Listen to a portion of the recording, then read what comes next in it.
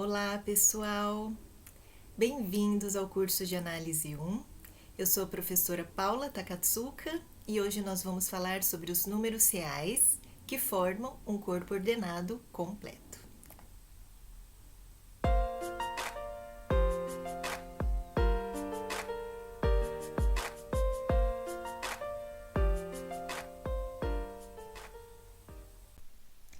O nosso curso de análise na reta, ou análise real, ele se desenvolve todo em cima do conjunto dos números reais. Então, a gente vai começar o nosso curso falando sobre o corpo ordenado completo, que é a essência dos números reais. O conceito de corpo é o já conhecido da álgebra, e a gente inicia o nosso estudo, então, falando sobre conjuntos e corpos ordenados.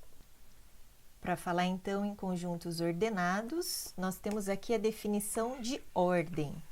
Dado um conjunto S, uma ordem em S é uma relação que geralmente a gente denota por esse símbolo, com as seguintes propriedades.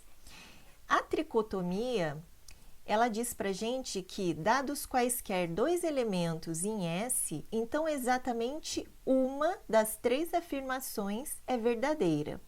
Ou seja, dados x e y, ou acontece do x ser igual a y, ou o x é menor do que y, ou o y é menor do que x. Então, uma das três e somente uma das três propriedades ocorre. E a transitividade é aquela que diz para a gente que se o x é menor do que o y e o y é menor do que o z, então o x vai ser menor do que o z. Então, qualquer relação no conjunto S que satisfaça tricotomia e transitividade é chamada uma relação de ordem, e o conjunto S munido dessa relação é dito um conjunto ordenado. Ou então, a gente fixa aqui algumas notações e nomenclaturas que são as seguintes. Se a gente escreve isso aqui, a gente lê que x é menor do que y. Ou isso aqui é equivalente a gente escrever isso daqui, que a gente lê y é maior do que x. E nós podemos também juntar, né, duas condições da tricotomia em uma só, né? Isso aqui, onde esse símbolo aqui a gente lê x é menor do que ou igual a y, ele junta a possibilidade de acontecer o seguinte: o x ser menor do que y ou o x ser igual a y. E da mesma forma, isso equivale a gente escrever isso daqui, né? Em que a gente teria que, a gente teria aqui então, no caso, que o y poderia ser maior do que x ou o y ser igual a x. O que a gente lê esse símbolo aqui, o y é maior do que ou igual a x. E uma observação é que, quando nós temos a igualdade entre x e y, quando nós tivermos duas das desigualdades, né? Então, se a gente tiver o quê? X for menor e igual a y e o y for menor e igual a x. Então, se a gente prova essas duas desigualdades aqui, que x é menor ou igual a y e que, ao mesmo tempo, o y é menor ou igual a x, então segue aqui a nossa igualdade. O corpo dos números reais, ele é um corpo ordenado. Mas isso não significa apenas que ele é um corpo munido de uma ordem. Quando nós dizemos corpo ordenado, isso significa que esse corpo é munido de uma ordem e que essa ordem é compatível com a estrutura do corpo, no seguinte sentido. A gente diz que uma ordem ela é compatível com a estrutura do corpo se ela é preservada pelas duas operações do corpo, que no caso são a adição e a multiplicação. Então, ela deve ser preservada pela adição, ou seja, se nós temos uma relação em que x é menor do que y e nós somarmos z dos dois lados da igualdade, a gente vai então manter essa desigualdade. E lembrando que, como K é um corpo, né, nós estamos aqui falando de corpos ordenados, se K é um corpo, então existe o elemento neutro da adição, que é o zero. E se existe uma relação de ordem, existem os números existem os elementos, né, que são maiores do que zero e os números menores do que zero. Nos números reais, a gente chama os números maiores do que zero de positivos e os números menores do que zero de negativos. E aí, como que se comporta, então, a estrutura do corpo com relação à operação de multiplicação com a ordem, com esse conjunto ordenado? Se nós temos aqui essa relação de ordem em que x é menor do que y, se nós multiplicarmos dos dois lados dessa relação por um número z, então isso vai depender de como a desigualdade vai se manter ou inverter. Se for um número positivo, a desigualdade é preservada. E se for um número negativo, a desigualdade é invertida. Bom, essa relação de ordem no conjunto dos números reais, ela permite definir uma importante função que nós já conhecemos, que é a função valor absoluto ou módulo de um número real, né? Que nós já sabemos que o módulo de um número x é o seu próprio valor, se ele for maior ou igual a zero, ou é o oposto aditivo, se ele for negativo. E também é interessante no curso de análise a gente enxergar o conjunto dos números reais como a reta real, onde a gente enxerga o conjunto dos reais como esse eixo orientado positivamente no sentido dos números positivos. A gente sempre coloca o zero. Se um elemento x está posicionado na reta real à esquerda de um número y, isso significa então que o x é menor do que o y.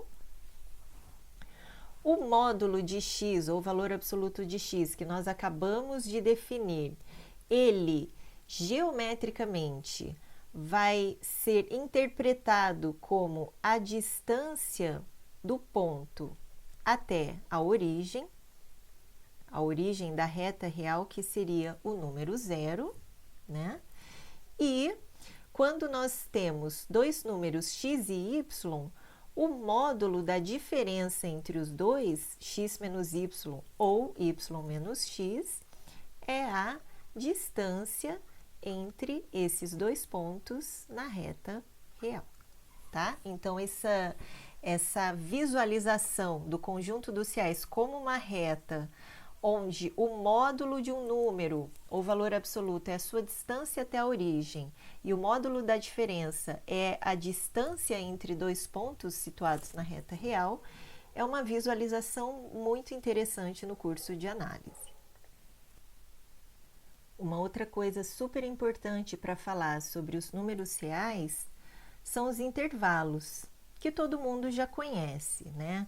Os intervalos fechados, os intervalos abertos, os semiabertos ou semifechados. Desse lado aqui, os intervalos ilimitados, né? Que são até o infinito, abertos, fechados. E eu queria dizer para vocês aqui qual seria a essência de um intervalo, né? Ou seja, os intervalos a gente conhece quais são.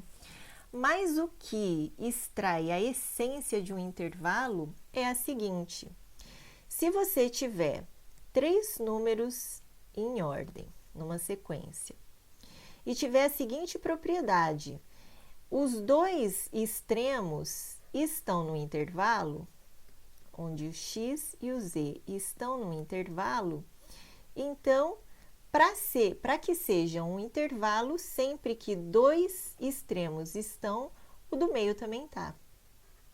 Ok? Então, se a gente parar para pensar, né, quais são todos os subconjuntos do conjunto dos reais que satisfazem essa propriedade? Sempre que eu tiver três números em sequência, tais que o menor e o maior deles estão no conjunto, implicar o do meio também estar, se a gente parar para pensar, a gente vai perceber que são todos os intervalos da reta real. E nos cursos de análise, intervalos que têm uma importância fundamental são esses dessa forma aqui, ó, em que nós temos um ponto, né, o ponto A, e nós temos um raio em torno desse ponto, um raio à direita e à esquerda. Então, aqui, por exemplo, a gente vai ter o A menos R e aqui a gente vai ter o A mais R. Então, a gente considera intervalos desse tipo aqui, A mais R, A menos R. E para a gente simbolizar esses elementos desse intervalo aqui, percebam que esses pontos desse intervalo, eles são exatamente aqueles elementos que estão a uma distância do ponto A menor do que R. Então, a gente diz que são os pontos X da reta real, tais que, o que acontece? A distância dele até o ponto A, ou seja, o módulo da diferença entre X e A, é menor do que R. Tá bom? Bom, pessoal, uma outra coisa que a ordem permite a gente definir são conjuntos limitados. Então, o que é um conjunto limitado? Então, se a gente tem S, um conjunto ordenado, um subconjunto de Sx, ele é dito limitado superiormente se existir algum elemento em S, não necessariamente esse elemento precisa estar em X, tal que todo elemento de X é, olha só, limitado superiormente por esse D. Então, como o próprio nome já diz. E nesse caso, se esse elemento D for um limite superior para todos os elementos de X, esse D ele é dito uma cota superior de X. E aí, analogamente, um conjunto X, subconjunto de S, é dito limitado inferiormente se acontecer o quê? Existir algum elemento em S, que não necessariamente precisa estar em X, novamente falando, tal que ele limite inferiormente todos os elementos de X. E aí, nesse caso, se houver esse elemento, ele é dito uma cota inferior de X. Ok? E aí, se um conjunto for limitado superiormente e inferiormente, ele é dito, então, um conjunto limitado. Então, uma observação importante é que se um conjunto ele é limitado, isso a gente usa bastante em análise, todo conjunto limitado, ele cabe dentro de algum intervalo fechado limitado, né? E outra coisa importante, que equivalentemente ao fato dele caber dentro de algum intervalo limitado fechado, é que existe algum K positivo que limita todos os módulos de todos os elementos de X. Claro que isso segue diretamente dessa observação, né? Aqui A e B podem ser tomadas quaisquer cotas inferior e superior do conjunto, né? E aqui é óbvio que se você está dentro de um conjunto limitado, existe um módulo máximo, né? Que seria a própria distância entre A e B. Então, fica aqui a dica para você fazer esse exercício em detalhes. Então, uma observação importante, né, É para a gente perceber que as cotas superiores e inferiores de x não necessariamente têm que pertencer ao conjunto x, que eu salientei bastante lá na definição, mas que a gente pode agora ver claramente através dos exemplos. Então, olha só. Aqui, por exemplo, nesse conjunto intervalo fechado 2, 5. Então, alguns exemplos de cotas inferiores seriam o quê? O 2, né, ele é uma cota inferior porque ele satisfaz o quê? O 2 é menor ou igual que o x para todo elemento de x, né? Onde x aqui no caso é o intervalo 2, 5. O 1 satisfaz, o 0 satisfaz o menos 1, o menos 10, o menos meio, o 1,5, etc. Né? Todos esses números aí poderiam ser tomados como cotas inferiores desse conjunto X. Exemplos de cotas superiores desse conjunto. Quais seriam?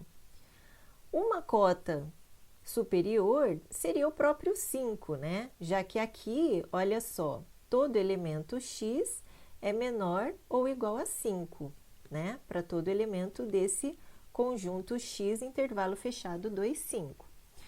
Assim como o 5 é, o 6 é, o 7, o 10, o 17, né? Números inteiros, números fracionários, o 8,9 e assim por diante, né? Poderiam ser tomados como cotas superiores do conjunto. Esse conjunto X aqui é bem parecido ao raciocínio, né? Então, por exemplo, cotas inferiores. O 1 também é uma cota inferior, né? Porque apesar dele não estar no conjunto X, ele satisfaz essa propriedade de que o 1 é menor ou igual a x para todo elemento do conjunto X. E olha só que esse 1 aqui é uma cota, né, que não está no conjunto, assim como o 1 não está, o 0 não está, o menos 1. Aqui no caso do exemplo A, o 2 está no conjunto, mas os demais não. As cotas superiores e inferiores não precisam estar no conjunto. Então, mais exemplos aqui, né, de cotas inferiores aqui desse conjunto, menos 99 e assim por diante, né, quaisquer cotas inferiores que você possa tomar. E aqui no caso, um exemplo de cota superior seria o 3, nesse caso ela pertence ao conjunto, mas o 4 não pertence, o 5 não pertence, o 5,8 não pertence e assim por diante. Então, vamos ver o conjunto dos naturais. Conjunto dos naturais, geralmente, nos cursos de análise, é o conjunto que denota o 1, 2, 3, etc. Né? Nesse conjunto aqui, uma cota inferior seria o 1, outras cotas, 0 e qualquer número negativo, né? Menos 29, etc. E cotas superiores para esse conjunto? Quem que é um elemento que é maior do que todo elemento de M, né? Na verdade, nesse caso aqui, não existe D, né? Não existem cotas superiores para o conjunto dos naturais. E aqui, para o conjunto x igual a z, que na verdade é esse conjunto aqui, né? Menos 2, menos 1, 0, 1, 2, 3, etc. Nós percebemos claramente o quê?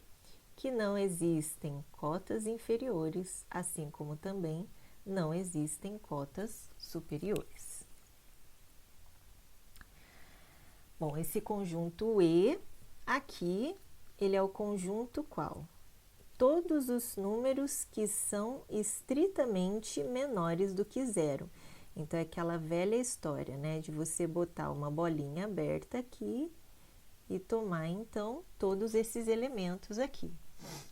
Então, cotas inferiores, dá para perceber que não existem, porque ele é aqui Aqui a gente está denotando cotas inferiores por C. Aqui, olha só, a gente percebe que ele é, ó, ilimitado pela esquerda, né, inferiormente. Agora, cotas superiores, né, existe o próprio zero, é uma cota superior, o 1 e qualquer número positivo, né? Qualquer número positivo é uma cota superior desse conjunto X, do exemplo E. E o exemplo F, que seria esse conjunto dos elementos maiores ou iguais a 10. Então, no caso, a bolinha seria fechada, né, que a gente denota uma bolinha fechada bem aqui no 10, e a gente tomaria, então, todos esses elementos aqui maiores ou iguais a 10. Então, cotas inferiores, nesse caso aqui, né, a gente pode tomar o quê?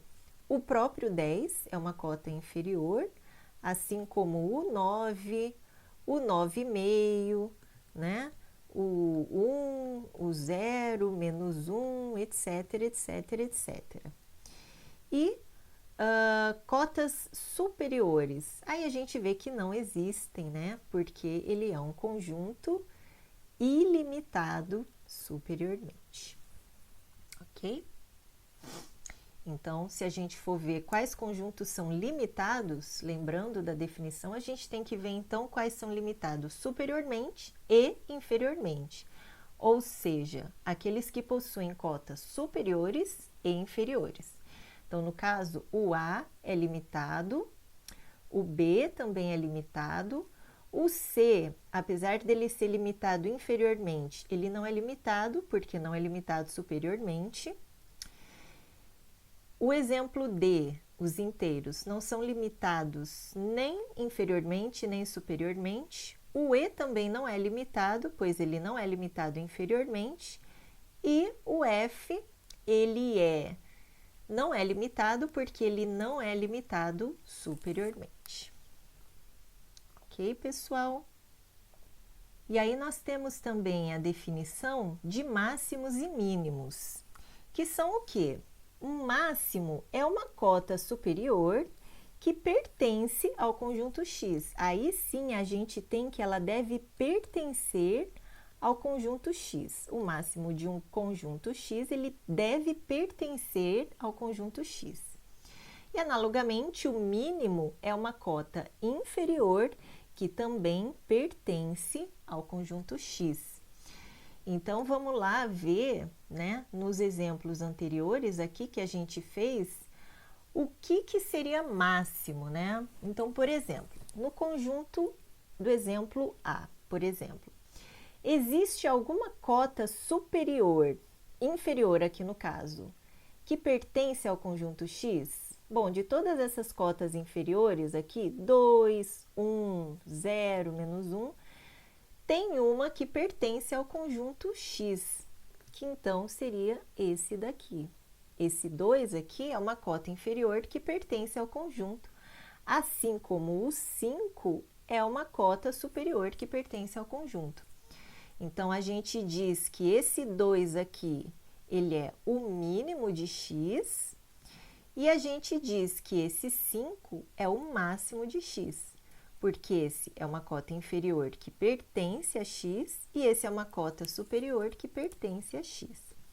Então, aqui no caso, a gente denota assim, o 2, ele é o mínimo de X. E a gente denota dizendo que o 5 é o máximo de X. Tá bom? Vamos ver aqui, então, no conjunto B. Esse intervalo aberto aqui. Existe alguma cota inferior que pertença ao conjunto X? Nesse caso, a gente percebe que, poxa, quem pega na trave seria o 1, né? Assim como o 2 aqui no caso, né? Porém, esse 1 não pertence ao conjunto X porque o intervalo é aberto em 1. Então, no caso, não há nenhuma cota inferior que pertença ao conjunto X, ou seja, não existe, no caso, um elemento mínimo no conjunto X. ok? Agora, como ele é fechado aqui no 3, olha só, nós temos que essa cota superior, ela pertence ao conjunto X. Então, no caso, a gente diz que o 3, ele é o máximo do conjunto X. No caso C, dos naturais, o 1, olha só, ele é uma cota inferior que pertence ao conjunto N. Então, portanto, o 1, a gente diz que é o elemento mínimo, no caso aqui eu vou colocar dos naturais, e não existe elemento máximo, porque nem existem cotas superiores. Então, o N é um conjunto que não possui elemento máximo. Aqui o conjunto dos inteiros, né? Não existe nem mínimo, não existe um elemento mínimo e também não existe um elemento máximo.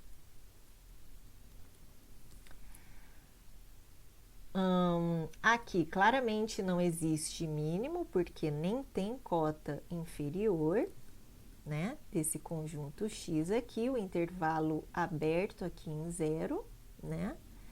Só que esse 0 aqui seria um elemento máximo, mas está pegando na trave, mas ele não pertence ao conjunto porque ele é aberto. Então, não existe mínimo porque nem existe cota inferior, mas também não existe máximo porque o máximo que existiria não está, na verdade, no conjunto por ser aberto. Agora, isso se modifica no exemplo de baixo, né?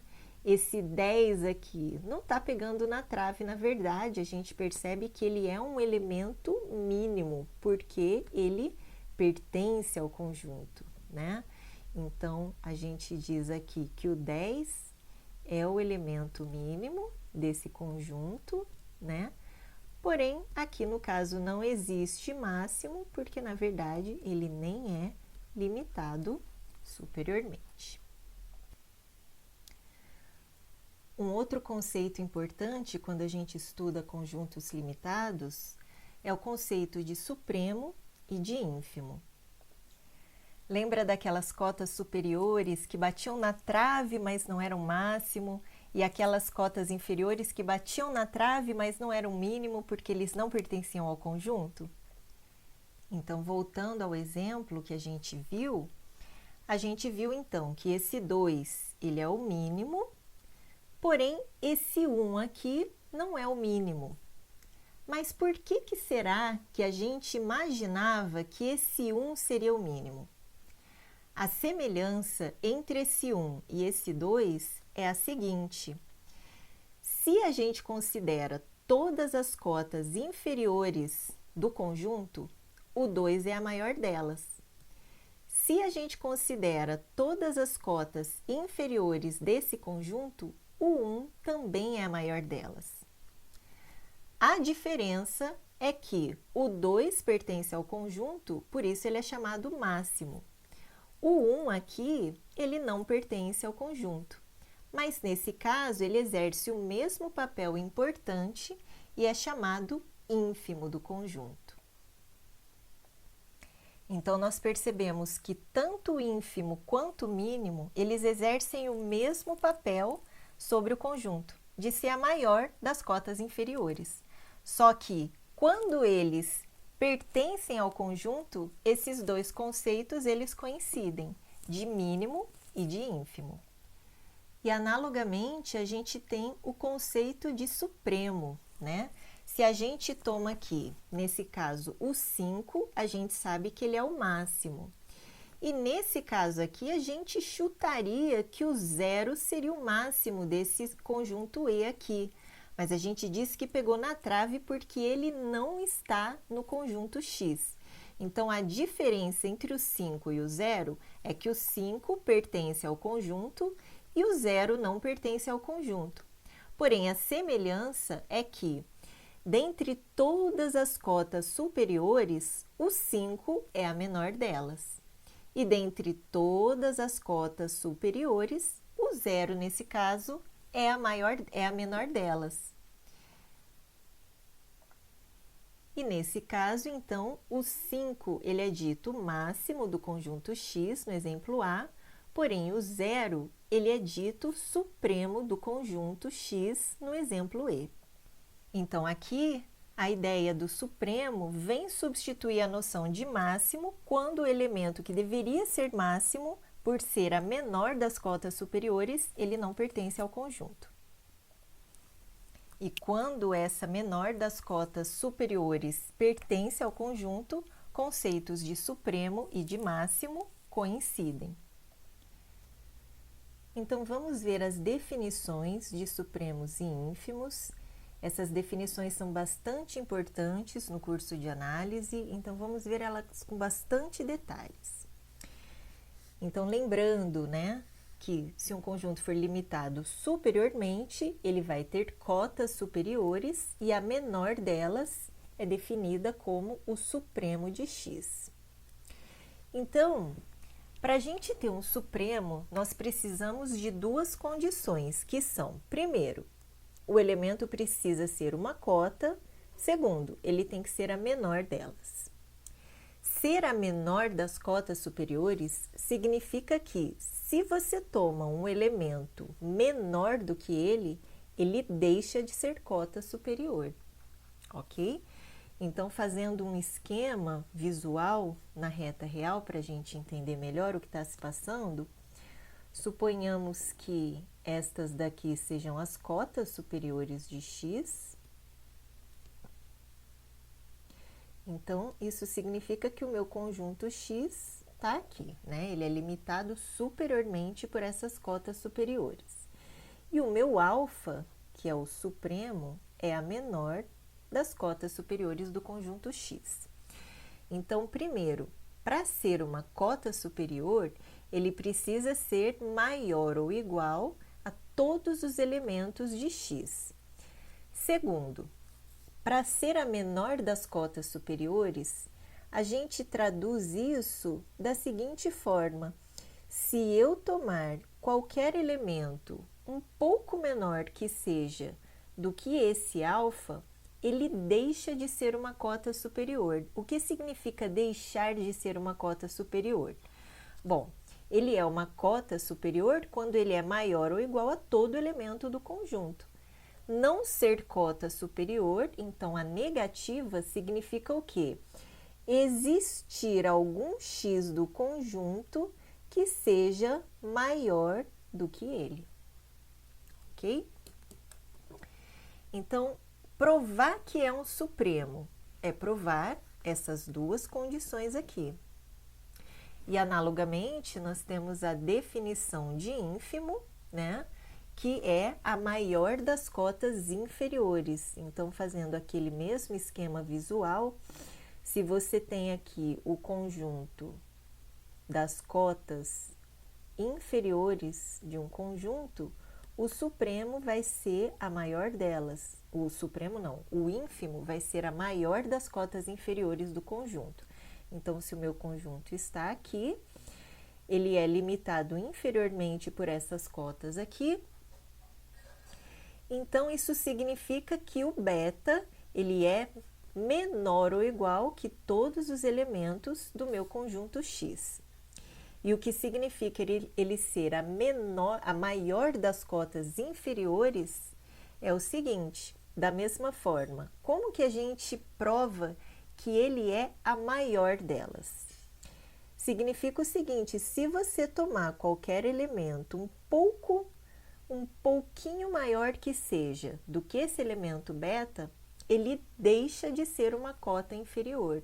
Ou seja, deixar de ser uma cota inferior é existir algum elemento que seja menor do que ele. E aqui, só para enfatizar, o fato de máximos e mínimos coincidirem com os conceitos de supremo e ínfimo quando eles pertencem ao conjunto é a seguinte proposição: se x possui um máximo m, então é claro que esse m também vai ser o supremo do conjunto x. Da mesma forma que se possui um mínimo mzinho, então esse mzinho vai ser o próprio ínfimo. Então, quando tem ínfimo e máximo, significa que a maior cota inferior e a menor cota superior estão no conjunto e eles são, de fato, o supremo e o ínfimo. E reciprocamente, se você tem um elemento que é o supremo do conjunto e esse supremo pertence ao conjunto, é claro que esse alfa vai ser, então, o próprio máximo do conjunto. E se o ínfimo pertence ao conjunto, esse ínfimo também vai ser o próprio mínimo. Para ressaltar aquela ideia de que o supremo substitui a ideia do máximo quando o máximo não pertence ao conjunto, mas que quando pertence, esses dois conceitos coincidem. E analogamente para ínfimos e mínimos. Fica aqui a dica de você, como exercício, provar essa proposição e analisar as afirmações dessa proposição, por exemplo, para esse intervalo 0,1 aberto no zero. E para fechar, vamos analisar então esse exemplo desse conjunto X, formado por esses elementos 1 sobre 2, 2 sobre 3, 3 sobre 4, ou seja, todos os elementos da forma n sobre n mais 1 como um subconjunto dos racionais. Então, nesse conjunto, fica bem fácil da gente ver que o elemento mínimo seria o meio, né? Ele é o menor de todos. Então, ele seria a maior das cotas inferiores que pertence ao conjunto. Então, nesse caso, como ele pertence ao conjunto X, ele é tanto o mínimo quanto o ínfimo do conjunto, que é igual a meio.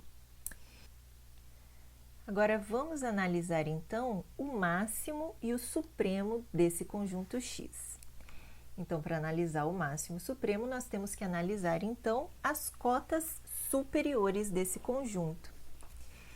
Então, por exemplo, é muito fácil ver que todos os elementos desse conjunto X, que são frações da forma n sobre n mais 1, são todas menores do que 1, já que o numerador é sempre menor do que o denominador. Então, 1, 2, 5, 10 são todos cotas superiores do conjunto X. Agora, será que o 1 é de fato a menor das cotas superiores? Bom, aqui no exercício, ele pede para a gente mostrar o quê? Que o supremo desse conjunto é exatamente esse 1. Então, lembra o que significa provar que um elemento é o supremo do conjunto? Significa provar duas condições. Então, a primeira é que ele é uma cota superior e a segunda é que ele é a menor de todas.